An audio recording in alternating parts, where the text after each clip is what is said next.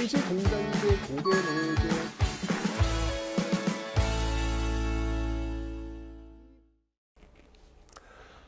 네, 안녕하세요 여러분들. 역사는 찰코상.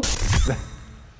자, 여러분 실리콘밸리 아시죠? 네, IT의 어떻게 보면 메카라고 볼 수 있는 곳인데, 그곳에서 뭐 요즘 신흥 부자들, 네, 어마어마한 부자들이 쏟아져 나오고 있습니다. 뭐 사실 이게 세계적인 경향이죠.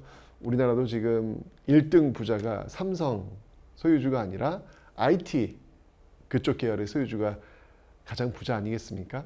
세상이 이제 그쪽으로 많이 변하고 있는데, 그런 그 IT의 메카라고 할 수 있는 이 실리콘밸리에 그 문화가 하나 있답니다. 그 문화가 뭐냐면 Pay it forward. Pay it forward. 이 pay it forward의 뜻은 뭐냐면 뭔가 지불한다는 얘기잖아요. 그죠? 예, 뭔가 지불한다는 얘기인데 그런 거래요. 자신이 받은 감사를 다른 사람들에게 나누어 주는 문화. 이걸 pay it forward라고 합니다. 굉장히 건강한 문화인 것 같아요. 예, 그저 나 혼자 잘 살기 위한 어떤 그런 것들이 아니라 내가 받은 만큼 성장했으니까 그만큼 또 누군가에게 도움을 준다라고 하는 거. 물질적 도움뿐만 아니고요. 어떤 생태계를 구축하는 데 있어가지고 서로 도와주고 도와주는 어떤 그런 모습들, 또 성장을 또 하는 데 있어가지고 투자를 해주는 어떤 그런 모습들, 이런 것들이 아주 유기적으로 이루어지고 있답니다. 그런 것 같아요. 그냥 이게 그냥 가장 기본적인 어떤 마인드인 것 같아요. 내가 지금 잘 누리고 있는 이것들이 다 내가 잘 돼서 능력이 좋아서 이렇게 생각하지 않는 거예요. 그죠? 참 그 좋은 모습이 아닐까. 우리도 역시 뭐 그런 모습들 많이 나오고 있잖아요. 그죠? 이런 페이 잇 포워드, 이런 어떤 모습들이 많이 좀 활성화되었으면 좋겠습니다. 저 역시도 역시 마찬가지로, 네, 이렇게 무료 강연을 21년 동안 했던 이유는 바로 그런 어떤 것을 한번 좀 실천해보고 싶었던 그런 어떤 작은 움직임에서 시작되지 않았나. 큰별쌤의 Pay It Forward 출발합니다.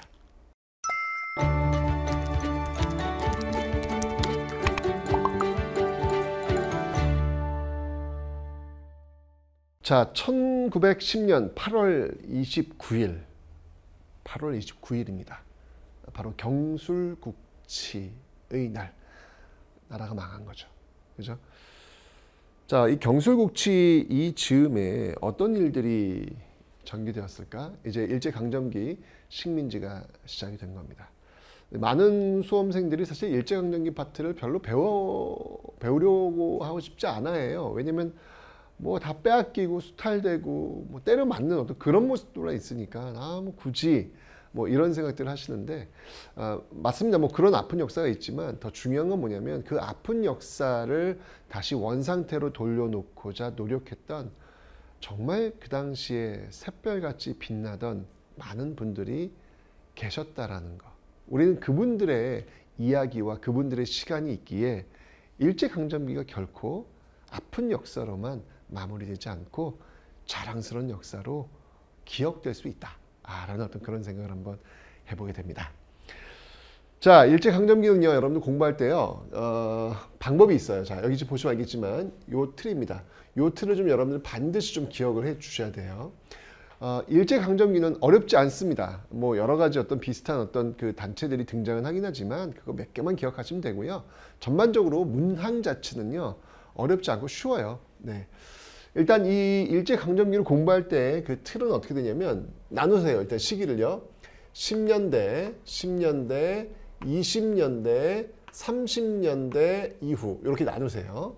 45년도 우리 광복했으니까 이렇게 세 시기로 나누는 겁니다. 하나, 둘, 세 시기로 이렇게 나누는 거예요. 나눈 다음에 이 당시 일제의 정책이 무엇이었는지를 하나씩 요 주머니, 여기 주머니라고 한번 생각해 봅시다. 요 주머니에 쏙쏙 집어 넣으시면 되는 겁니다. 그러니까 10년대 일제 정책이 뭐고, 20년대 정책이 뭐고, 30년대 정책이 무엇이다. 반드시 여러분 한 문제 이상은 나옵니다. 어떨 땐 두 문제도 나올 수 있어요. 그리고 이 문제는 맞추셔야 돼요. 맞추라고 주는 문제입니다. 아셨죠? 어렵지 않다는 이야기예요. 자, 그래서 일제의 정책들을 일단 기억을 해두세요. 10년대, 20년대, 30년대 정책. 자, 그러면 이런 어떤 일제의 어떤 그 정책에 맞서서 우리가 어떻게 저항했느냐, 그 저항의 역사를 이제 또 배우는 겁니다. 저항의 역사를. 근데 국내에서 어떻게 저항했는지, 국외에서 어떻게 저항했는지 지역으로 일단 나누고, 이걸 다시 10년대, 20년대, 30년대 역시 마찬가지로 주머니에다가 쏙쏙 집어넣는 그런 공부를 한다라고 하는 거. 요게 일제강점기를 공부하는 핵심적인 방법이 되겠습니다. 아셨죠? 자, 그럼 지금부터 한번 가보겠습니다. 우리 이제 첫 번째 10년대부터 이제 출발하는 거예요. 10년대부터 한번 가볼게요. 우리가 오늘 배울 부분은 일제 정책입니다. 일제가 어떤 정책들을 10년대 했는지, 20년대 했는지, 30년대 이후에 했는지 그 내용들을 지금부터 배워보도록 할 텐데, 먼저 10년대입니다. 10년대는 여러분들 그거죠. 뭐 강제로 지금 병합한 거 아니겠습니까? 예, 강제로 뺏은 거 아니겠습니까? 이 뺏은 상황 속에서 그들이 할 수 있는 건 뭐냐면 폭압적인 방법, 폭력적인 방법, 이걸로 찍어 누르는 거죠. 강제로 뺏었으니까 반발하지 못하도록 찍어 누르는 방식, 이 방식을 사용했습니다. 이걸 우리는 뭐라고 하냐면 무단 통치라 그래요. 뭔가 이 느낌이 오잖아. 예, 무인들이 통치하는 거. 군인들이 통치한단 말이에요. 예, 그러니까 민간인들이 통치하는 게 아니라 군인들이 통치한단 말이야. 분위기가 얼마나 살벌했겠어. 그죠? 자, 이 무단 통치 1910년대의 모습인데요. 자, 기억하셔야 합니다. 이제 통감이 끝났어요. 1905년 을사늑약으로 통감이 이후에 부임이 되었는데, 이제 식민지가 되면서 총독이 부임을 합니다. 이제 통감 대신 총독으로, 키워드예요. 키워드 여러분들. 총독이라는 단어가 나오면 이건 무조건 일제강점기가 되는 거예요. 통감이라는 키워드가 나오면 을사늑약 이후가 되는 거고요. 그래서 이 분기점을 꼭 해 주셔야 합니다. 1910년대를 기점으로 해서 이렇게 나뉘게 됩니다. 자, 그런데 이 총독이 어떤 사람이 되냐, 자격이 뭐냐, 오로지 군인이에요. 그러니까 무관이란 말이에요.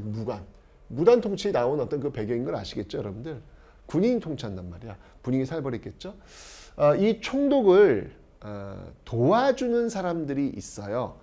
중추원이라고 하는 걸 해가지고 조선 사람들 중에서 이런 총독에게 자문을 구하는, 왜냐면 일본 사람들이 왔으니까 조선 잘 모를 거 아니야. 그 조선을 좀 알려줄 수 있는 그런 자문기구, 이게 이제 중추원이라는 곳인데요. 뭐 쉽게 얘기하면 뭐 중추원은 친일 세력들로 구성된 그런 곳이다 라는 것이죠. 네. 그러면서 이제 우리 역사를 왜곡하는 어떤 그런 역할, 기능을 하기도 합니다. 자, 어쨌건 이렇게 총독을 도와주는 조선인들로 구성된 중추원이라는 곳도 있다. 여러분들 중추원이라는 말은 자꾸 반복되고 있습니다. 그 앞에서 우리 독립협회 의회 설립 운동 과정에서 중추원을 개편했다는 이야기도 들었었고, 또 앞쪽으로 쭉 가면 고려시대 때 중추원이 있지 않았습니까? 그죠? 예, 그 반복된 단어들이에요, 지금요. 자, 그런데 이 1910년대를 핵심적으로 보여줄 수 있는 키워드라고 한다면 이거죠. 헌병입니다. 헌병 경찰. 이게 지금 군인들이 다스리는 시대란 말이에요. 그럼 여러분들 경찰과 헌병의 차이가 뭔지 아세요? 경찰과 헌병. 경찰은 민간인들을 대상으로 하고 헌병은 군인들을 대상으로 합니다. 근데 지금 이 군인이 다스리니까 당연히 통치하는 스타일도 헌병들을 앞세워서 하겠지요. 거의 군인의 나라. 군대나 마찬가지인 거예요. 그래서 헌병들이 경찰의 역할을 대신하고 있습니다. 분위기가 얼마나 살벌했냐면 막 아이들이 울 때 있잖아요. 막 응앙응앙 울 때 뭐 호랑이 나온다. 그만 울어야 돼. 호랑이 나와. 그래도 뭐 끄떡없이 막 운답니다. 곶감 죽게 울지 마. 그래도 막 운답니다. 그런데 헌병. 그럼 눈은 울음을 닦으면 좋다 그래요. 왜냐면 분위기. 헌병이 주는 그 당시 어떤 위압적 분위기가 우는 아이조차도 인지하게 만들었다. 그만큼 이 폭압적 분위기가 연출되었다라는 것이죠. 자, 이들 헌병은요, 직결처분권이 있습니다. 직결처분권이 있어가지고 이 직결처분의 어떤 과정 속에서 폐형이 주어집니다. 여러분들 1910년대 키워드 정말 시험에 많이 나오는 게 헌병과 태형이라는 키워드예요. 여러분들. 이건 정말 시험에 많이 나옵니다. 1910년대를 아주 상징적으로 보여주고 있는 키워드. 때린다고요. 근데 중요한 건 뭐냐면 이 때리는 게 오로지 한국인만, 일본인들은 적용이 안 돼. 이러면서 무슨 내선일체래. 이러면서 무슨 조선과 일본이 똑같아. 이렇게 명백히 차별을 하면서 말도 안 되는 이야기를 하는 거지 뭐. 그죠? 왜 한국인은 맞아야 되는데? 일본인은 안 때리고 왜 한국인만 맞아야 되는데? 왜 이런 어떤 영향 속에서 나중에 저도 옛날에 어렸을 때 들었던 말들이 많아요. 이 한국인들은 맞아야 말을 들어. 이런 말들. 이게 다 일제강점기 잔재에서부터 시작이 되고 있는 겁니다. 그런 말들은 쓰면 안 되겠죠. 에이, 말도 안 되잖아요. 맞아야 말을 듣는다니. 예. 짐승도 아니고. 이런 것들이 아주 횡행했던 그런 시대가 바로 1910년대였습니다. 찍어 누르니까요. 당연히 언론 출판 집회 결사 자유 없지요. 없습니다. 그러면서요. 심지어 학교에는요. 칼을 찬 교사. 이것도 굉장히 잘 나오는 키워드입니다. 칼을 찬 교사가 등장을 합니다. 칼찬 교사. 생각해보세요. 그 어린아이들, 그 당시 이제 뭐 주로 초등교육이 이루어지고 있는 상황이었는데, 또 교사는 또 일본인입니다. 일본인이 들어와가지고 칼을 차고 들어온다. 제복을 입고. 아이들 얼마나 또 이렇게 떠들면서 막 그러겠습니까? 그때 그 칼찬 일본인 교사가 칼집에서 칼을, 그다음 빼가지고 이렇게 막 알겠죠. 한 반쯤 뺐다가 칼집에다가 딱 집어넣는 소리. 저 생진 바카야로 하면서 팍 집어넣는 소리. 그 금속성 소리. 그 아이들이 얼마나 놀라겠습니까?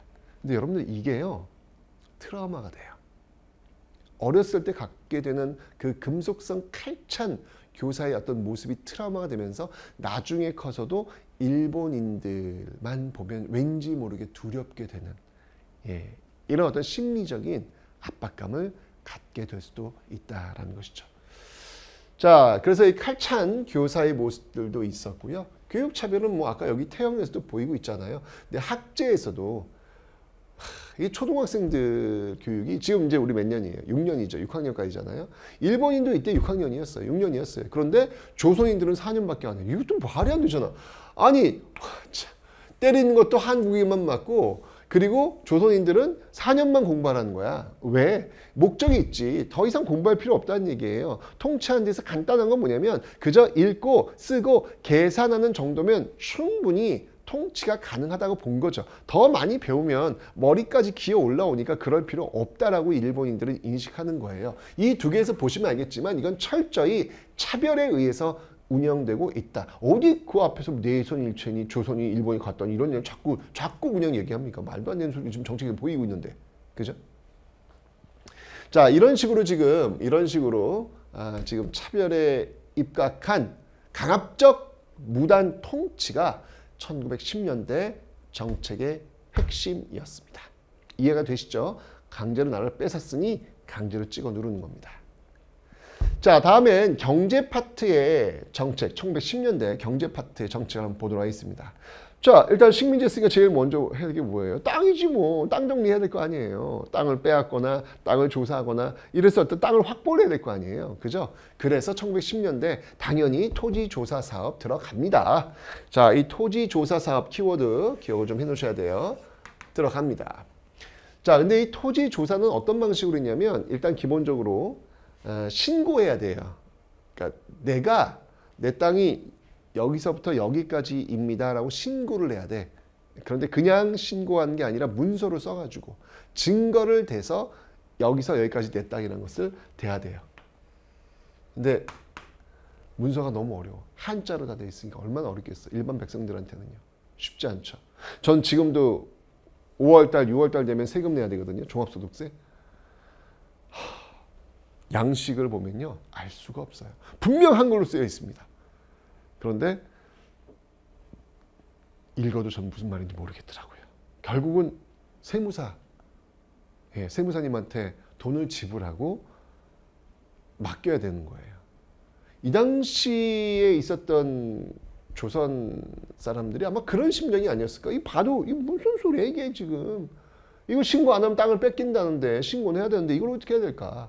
아마 그런 고민들을 이 당시도 많이 하지 않았을까라는 생각이 듭니다. 뭔가 좀 답답한 시대예요. 자, 그런데 이제 일제가 이 토지 조사 사업을 한 이유가 있죠. 가장 중요한 거, 여기 지금 이제 한국을 식민지로 삼았어. 그럼 이제 한국에서 세금 뜯어가야 될 거 아니에요. 세금을 뜯어가려면 어디에 얼마만큼의 땅이 있는지를 정확히 조사해야 될 거 아니에요. 그죠? 바로 그런 차원에서 근대적 토지 소유권을 확립한다는 미명하에 가장 중요한 건 바로 이겁니다. 재정 확보예요. 예, 재정을 확보하기 위해서, 왜냐면 식민지를 운영하는 데 있어가지고 돈이 필요할 거 아니야. 그 돈은 어디서 나오겠어요? 식민지 살고 있는 조선 사람들한테 세금 뜯어가지고 그 정책 시행해야 되지 않겠습니까? 그래서 재정 확보 차원에서 토지 조사 사업을 시행했다라는 걸 보시면 되겠습니다. 자, 그런데 이 토지 조사 사업이 낳은 그 후유증이 커요. 일단 뭐 신고를 못했거나 증거를 못된 그런 땅들은 빼앗겼겠죠. 네, 이렇게 해가지고 이제 일본은 또 땅도 빼앗아 갔고요. 그 다음에 또 이제 어떤 문제가 발생하냐면, 사실 이 일제가 토지 조사 사업을 시행하기 이전까지만 해도 도지권이라고 하는 게 인정이 되었습니다. 도지권. 이걸 이제 경작권이라고 하는데, 이게 뭔지 설명드릴게요. 이게 무슨 말이냐면, 그래, 나 땅 없어. 그럼 어떻게 해야 돼? 나 소작농이니까 지주에게 땅을 빌려가지고 내가 농사를 지어야 될 거 아니에요. 그리고 거기서 이제 나온 생산량의 일부를 땅 주인, 지주에게 지급해야 되겠죠. 그죠? 그런데 이때 내가 이 땅, 이 지주의 땅을 농사 지을 수 있는 권리, 이게 우리 할아버지가 있었으면 아버지도 있었던 것이고 나도 있는 거고 내 아들도 있는 거예요. 그러니까 소작할 수 있는 권리가 있다고요. 지금도 여러분들 어느 회사에 들어왔는데 사장이 너 마음에 안 들어 나가, 이럴 수 없습니다. 근로기준법에 의해서 이게 그냥 정당한 사유 없이 그냥 해고가 안 돼요. 똑같아요. 내가 이 땅을, 비록 내 땅은 아니지만 우리 대대로 소작 지어 왔기 때문에 나도 소작 짓는 거고 내 아들도 소작 짓는 거야. 이런 권리가 있었다고. 이걸 경작권이라고 그래. 그런데 이것이 철저히 부정이 됩니다. 예, 부정이 되고요. 오로지 계약에 의해서만 운영이 되도록. 그러니까 농민들의 처지는 더욱더 열악해질 수밖에 없죠. 왜냐면 계약이면 아무래도 지주의 눈치를 봐야 되고 지주로부터 어떤 스트레스를 받을 수 있는 그 범위가 더 커질 수밖에 없잖아요. 언제 잘릴지 모르니까. 그죠? 네, 그래서 굉장히 토지 조사 사업을 통하면서 열악한 상태로 전락하게 되었다. 농민들은 더 피해를 봤다라고 하는 거 기억해 놓으시면 되겠습니다. 다음요. 또 뭐가 있냐면 회사령이라는 게 있습니다. 회사령. 토지조사사업, 1910년대 토지조사사업과 회사령을 꼭 기억해 두셔야 돼요. 뭐 사실은 이때는요, 1910년대니까 일제가 우리나라를 식민지로 만들기 위해서 관련된 법들을 괜히 만들지 않았겠습니까? 굉장히 무슨 령, 뭐 회사령, 뭐 산림령, 뭐 무슨 령 굉장히 많이 만들었던 시기예요.